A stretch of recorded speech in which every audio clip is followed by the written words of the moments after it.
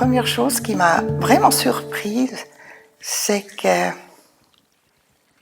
Parce que pendant tous ces traitements, on m'a traité là où j'avais mal. J'avais des rayons, des massages, du fango, des trucs comme ça, là où j'avais mal. Et M. Avigdor, lui, il s'est attaqué de l'autre côté. À tel point qu'à un certain moment, tout au début, je n'osais pas le lui dire, mais j'avais envie de lui dire, mais c'est pas là que j'ai mal. Parce qu'il allait ailleurs. Mais moi, j'ai rien dit. Et finalement, c'était ça. Il fallait commencer, dans le fond, globalement. Et c'était très drôle.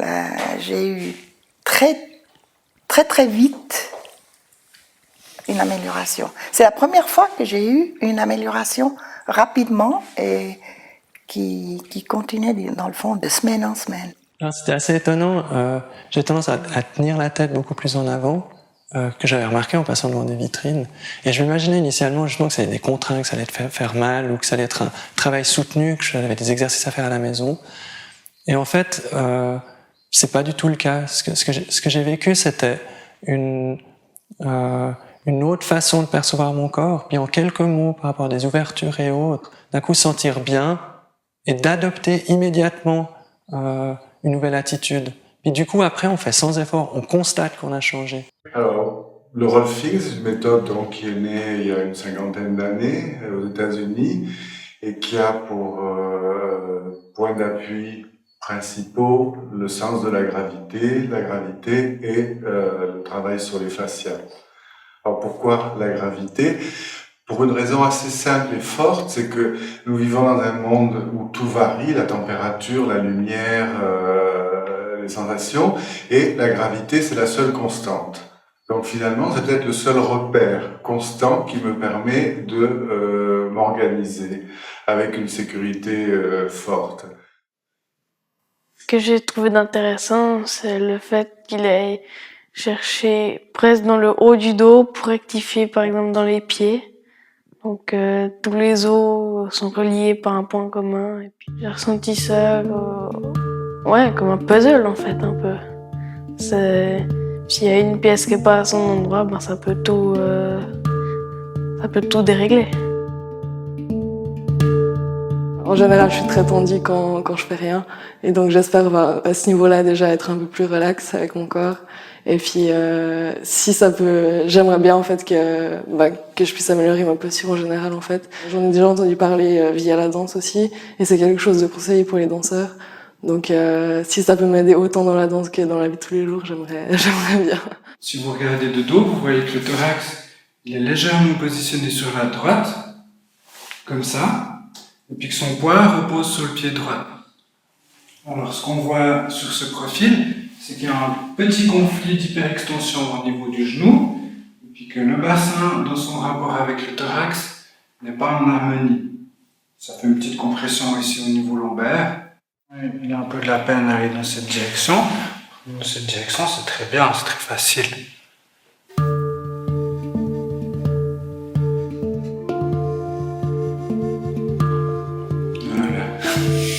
C'est ça, tu vois. Maintenant, elle a compris. Ça va prendre du temps parce qu'aujourd'hui, on a pu voir un aspect de la manière dont vous êtes organisé. Et puis la prochaine fois, on va regarder comment est-ce qu'on peut intégrer ça par rapport à votre appui dans le sol, par exemple. Comment est-ce que vos pieds ils peuvent aussi réagir à ce qu'on a fait aujourd'hui. Et puis on verra comment vous avez évolué. Est-ce que tout d'un coup, dans 2 semaines, vous me dites « Ah, mais je suis comme avant ». Alors si c'est le cas, ça sera intéressant parce que ça voudrait dire que chez vous, les pieds sont le moteur d'une certaine organisation. Donc il y en a beaucoup des indications. Alors il y a beaucoup d'indications généralistes qui sont de redonner la fonction et l'organisation gravitaire et surtout sur les gestes qu'on répète le plus, c'est-à-dire la respiration, la marche. Donc, il faut penser que quand on marche, une personne ordinaire, pas quelqu'un qui ferait beaucoup de sport ou autre, mais une personne ordinaire, elle soulève, je crois, 50 000 kilos par jour, simplement avec le poids des jambes multiplié par le nombre de pas qu'on fait dans la journée. Donc, la manière dont on soulève ces 50 000 kilos va avoir un impact incommensurable sur l'ensemble de mon organisation. Donc du coup, le rolfing travaille sur deux niveaux. Il travaille sur la gravité à travers le remodelage des fascias, mais il travaille sur la gravité sur l'éducation. C'est-à-dire que l'organisation gravitaire, elle est principalement faite par les petites cellules réceptives que nous avons sous les pieds, qui sont sensibles à la pression et qui me permettent de savoir si je suis en train de tomber en avant ou en arrière. L'oreille interne, qui comporte un ensemble comme de petits fils à plomb, c'est une métaphore, et puis le regard, qui me permet de saisir les verticales externes. Donc en jouant sur ces trois paramètres dans l'éducation, dans le sens du mouvement, la proprioception, je vais apprendre petit à petit à utiliser mon corps d'une manière qui ouvre le maximum de potentiel. Pour vous lever, c'est la tête qui dirige. Non, vous allez trop vite. Laissez seulement le thorax aller jusqu'à ce qu'il soit au-dessus des pieds. Non, il n'est pas encore au-dessus des pieds. Voilà. Vous poussez dans les pieds pour remonter. Puis maintenant, c'est le coccyx qui guide, mais vous restez avec votre centre de gravité au milieu du pied. C'est votre coccyx qui guide. C'est vrai que je me suis un peu remise en question dans les activités que j'avais tous les jours qui me semblaient normales. Simplement, par exemple, me tenir à table. Normalement, je m'affalais sur ma chaise et tout, et c'est vrai que là, je me disais, mais je me tiens droite et tout, etc. Et je me suis rendu compte aussi que dans les positions que je pensais détendues, entre guillemets, justement, typiquement devant la télé, quand j'étais dans mon fauteuil et tout, et vraiment, j'étais comme ça, et je pensais que j'étais détendue. Et en fait, je me suis rendu compte que c'était pas le cas du tout, et que ça générait aussi des tensions. Donc, on a parlé des indications qui sont de l'ordre musculo-squelettique. Il y a une autre série d'applications qui sont peut-être pas directement évidentes, c'est tout le système viscéral. C'est-à-dire les viscères sont suspendus sur le squelette à travers des ligaments. Donc un gauchissement du squelette va mettre une viscère en positionnement négatif et empêcher sa motilité profonde. Les organes ils sont entourés de membranes et les organes doivent pouvoir coulisser les uns par rapport aux autres en fonction de nos mouvements. Alors là, ce qu'on travaille aujourd'hui avec Mélanie, au niveau de l'ouverture de la cage thoracique, ça doit s'accompagner d'un mouvement fluide de l'estomac. Et chez elle, l'estomac, il n'est pas toujours habitué à avoir des informations très très claires. Suivant la question que pose le patient, il va y avoir un peu plus de travail de pression, de travail manuel sur l'ensemble des fascias, ou un peu plus d'éducation, un peu des deux, ou un travail facial, et puis après, à la fin de la session, un travail pour que la personne se rende compte du bénéfice qui a été acquis, de manière à ce qu'il soit pérenne, c'est-à-dire qu'il puisse se conserver. Ce qu'on pourrait dire, sinon, s'il n'y a pas un minimum de conscience, si je remets le corps en place, mais que la personne ne s'est pas rendue compte du changement qui était intervenu, il n'y a aucune raison qu'elle ne reparte pas sur sa posture originelle. Les yeux sont fermés devant. Donc, concentrez-vous sur cette nouvelle perception dans la mâchoire. Laissez la mâchoire complète. Voilà, c'est ça.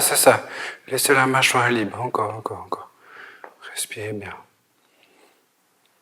Voilà, c'est ça. Ok, là, c'est bien. C'est quand même un travail à deux. Enfin, j'ai l'impression que quand il fait des manipulations, des fois, c'est inconscient, je pense, mais il me dit c'est bien, ça se passe bien maintenant.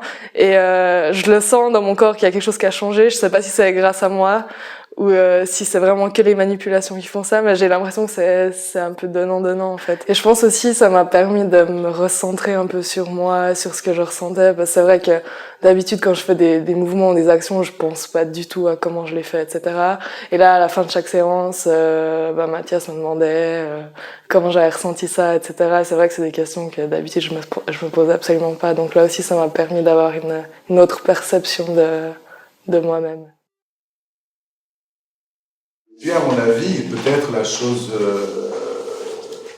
fondamentale, ça va être l'impact psychologique.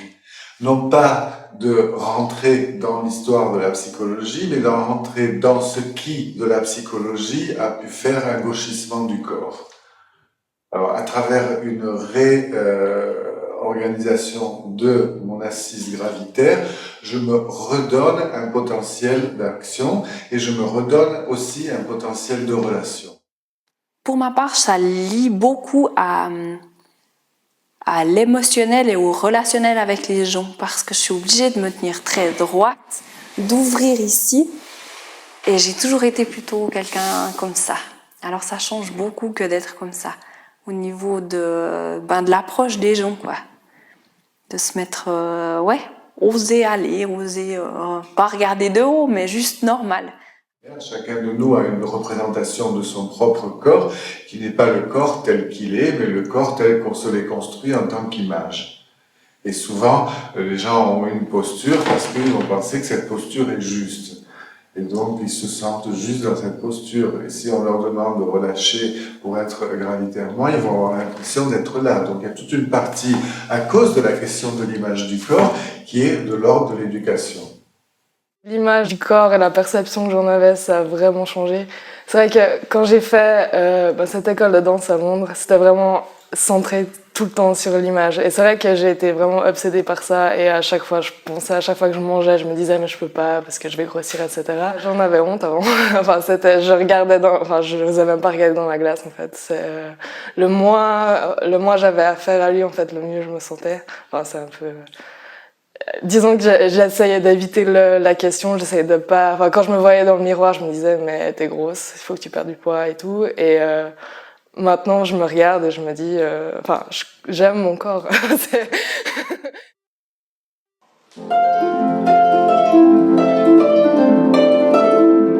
Moi, j'ai des problèmes dans le haut du corps et c'est lié certainement à la posture de la harpe qui est complètement asymétrique. Et c'est aussi un instrument qui est très lourd, donc on a un appui sur l'épaule droite qui fait que certainement on se tord. Et en fait, ces derniers temps, ces douleurs-là sont quand même vraiment amplifiées. Et après ces douleurs, ça me déclenche aussi des migraines ophtalmiques. Alors, un des bienfaits du rolfing pour les musiciens, quand ils font leur séance de rolfing, c'est déjà de faciliter leur posture par rapport à leur instrument, ou en général leur posture gravitaire. Mais ensuite, c'est de travailler avec eux quand ils sont à leur instrument. Et c'est là qu'on va se rendre compte qu'eux-mêmes vont se rendre compte qu'il y a des tas de choses qu'ils peuvent adapter dans leur manière de s'asseoir, par exemple, de manière à moins de douleur dans les articulations en général, mais aussi ils vont entendre qu'ils produisent un son très différent lorsqu'ils sont dans leur axe gravitaire.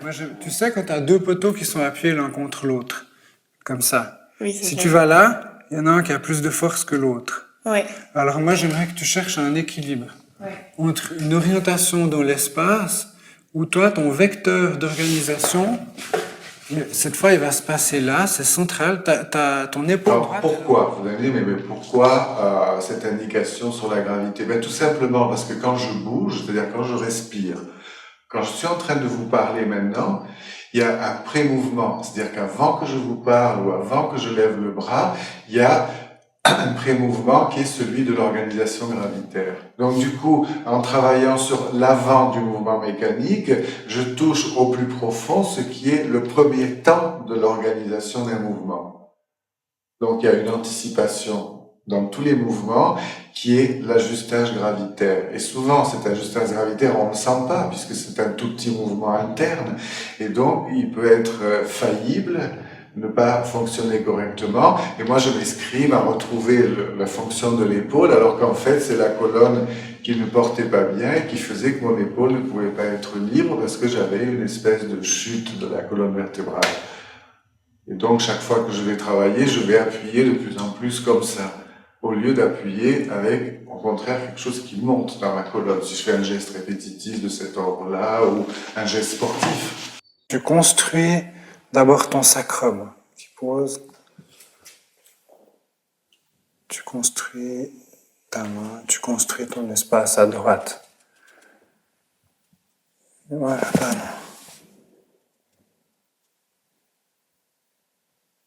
Et au niveau du sternum encore. Et tu laisses la colonne suspendue. Voilà, c'est ça.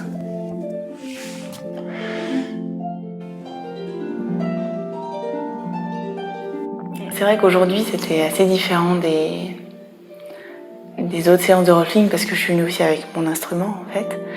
Et en fait, c'est très différent de ce que je pensais. Je pensais, moi, qu'il fallait plutôt avoir une position très stable et limite bloquée. Et en fait, c'est tout dans un mouvement fluide et d'ouverture et de sensation aussi sur tout ce qu'il y a autour, en fait, en dehors de l'instrument. Et c'est très intéressant parce que je pense qu'on se focalise beaucoup sur les doigts, sur la technique. Et finalement, en discutant avec Mathias, on réalise que ces soucis, c'est pas des problèmes, c'est aussi une thérapie. Pour moi, en fait, ça me permet vraiment de faire travailler mon corps, mais en douceur et en fluidité, en fait.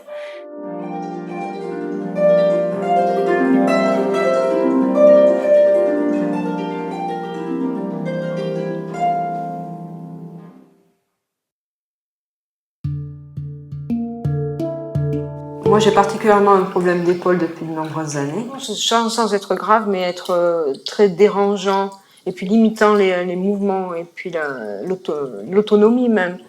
Puisqu'en fait, les difficultés à faire la cuisine, à transporter des plats ou à bricoler, moi qui aime beaucoup, c'est toujours demander l'aide à quelqu'un pour faire des mouvements qu'on fait simplement. Et moi, personnellement, je trouve plus rigide sur la droite que sur la gauche. Nos tissus sont toujours dans un mouvement. Pas tout petits, mais sont toujours en mouvement. Et quand il y a une crispation, quand il y a une contraction, ce mouvement est souvent stoppé, arrêté, n'existe plus ou limité. Et simplement avec le contact de la main, les tissus commencent à retrouver leur propre motilité, à retrouver un mouvement qui leur est propre, et ma main encourage ce mouvement. Ouvre devant pour laisser la colonne partir devant. Voilà. Depuis ton coude gauche, j'appuie pas, tu viens rencontrer mon contact ici. Donc c'est un allongement et tu rentres. Voilà, super, vas-y. Voilà, et tu relâches. Bien. Et là où ça devient intéressant, c'est de mettre ces transformations physiques, donc articulaires ou au niveau du tissu mou, qui est le tissu sur lequel on travaille, de les mettre dans une perspective fonctionnelle. C'est-à-dire que tout d'un coup, la personne va se lever, elle va dire « Ah, il y a quelque chose qui a changé, je me tiens différemment, je me sens autrement et j'ai une capacité fonctionnelle autre. » Tu vois, le sol de ton crâne et le centre. Voilà. Et puis les fascias, c'est quoi? Alors les fascias, donc, on a plusieurs manières de nommer ça. C'est le tissu conjonctif, c'est un ensemble de tissus. C'est comme une toile de tente. La meilleure métaphore serait peut-être celle-là. Il y a une toile de tente, il y a des piquets, c'est le squelette, il y a la toile de la tente, c'est les fascias, et puis il y a les caoutchoucs qui tendent la toile de la tente, qui sont les muscles. Alors, la particularité des fascias, c'est qu'ils sont plastiques.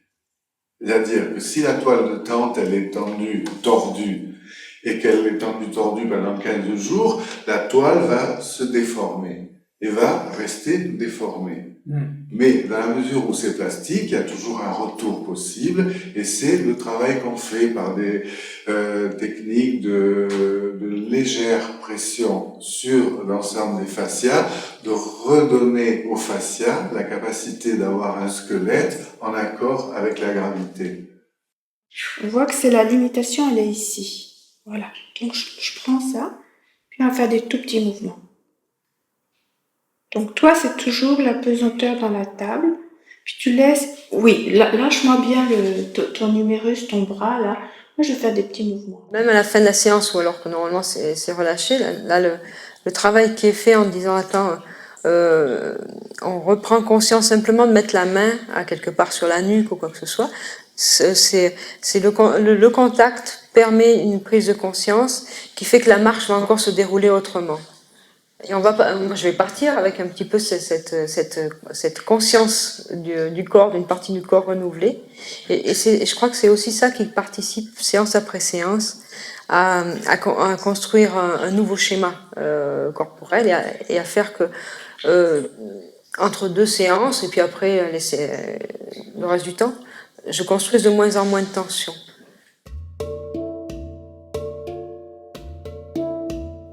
Plus les jours avancent, plus j'ai des douleurs. Là, j'ai, je sais pas, comme dans des nerfs ça c'est tout nouveau, ça va de 2-3 jours. Comme des nerfs qui descendent là, dans les cuisses. Tout d'un coup, ça se tend, ça bloque, ça se vachement. C'est difficile parce que non seulement il y a le bébé, mais en plus il y a une fermeture posturale, une compensation du fait que le thorax est là, elle compense en fermant devant pour pas tomber. Alors que si on l'amenait un petit peu plus en avant, eh ben elle pourrait être plus ouverte. Faire plus d'air. Là, ça fait un peu quand j'expire. Ça fait un peu comme ça, là. Comme ça. Un peu, ça descend, là. Ça descend. Ouais, en contractant un peu.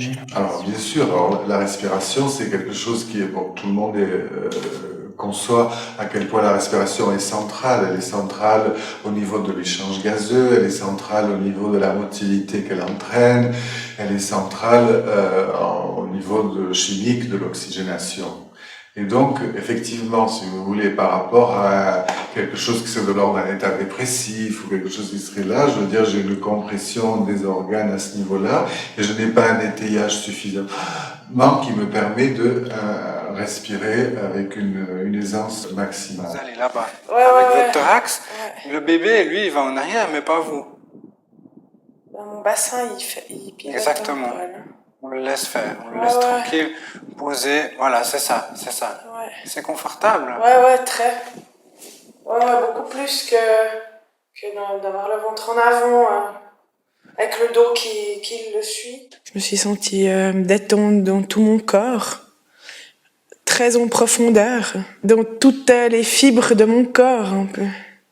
Et puis aussi dans la relation que j'ai avec mon corps, aussi au niveau psychologique, je trouve. Comme si j'avais un peu réglé des choses du passé dans mon corps.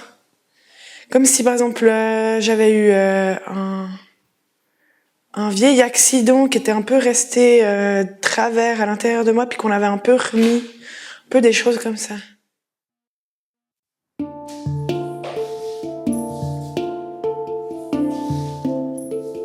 Quels sont les buts que vous vous fixez?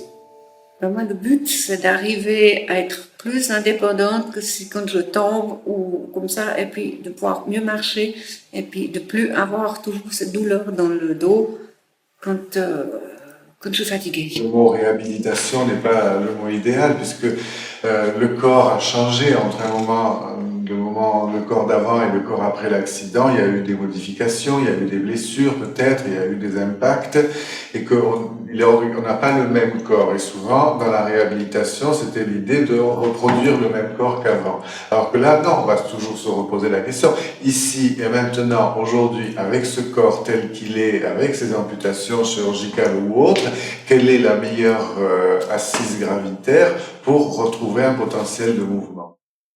Vous ont glissé le pied sur la table. Ah, c'est bien ça. Montez le plus haut possible.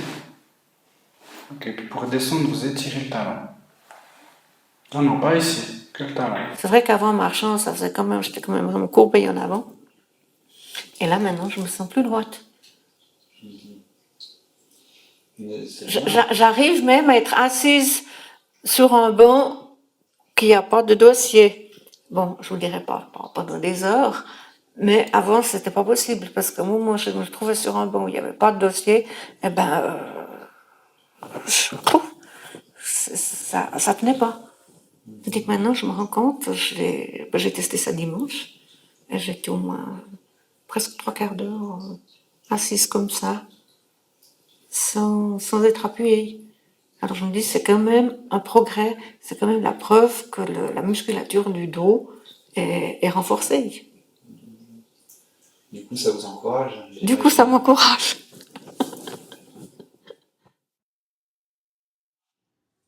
Peut-être la chose personnelle, cette fois-ci, que je pourrais dire le plus important, c'est qu'est-ce qui m'a amené à devenir un rolfeur, c'est d'avoir bénéficié des séances de rolfing. Et j'étais déjà dans l'expertise de la réhabilitation, dans un ensemble donc de techniques de cet ordre à cette époque-là, mais quelque chose n'était pas intégré en moi. Donc c'était difficile d'être celui qui travaille sur les autres sans avoir à l'intérieur de soi une intégration de ça. Donc ce que m'a amené le rolfing, en gros, c'est un rassemblement de me sentir rassemblé, en ce sens que quand je bouge et autres, cette constante gravitaire que je peux saisir dans mon propre corps m'a permis d'augmenter ma capacité motrice. Et donc cette capacité motrice, elle m'a donné un bien-être psychologique tellement fort que j'ai voulu arrêter tout ce que je faisais pour devenir rolfeur. Donc honnêtement, si vous voulez, c'est par rapport à un bénéfice personnel que l'histoire a commencé. Et ce bénéfice personnel, j'ai envie d'en faire profiter le maximum de gens.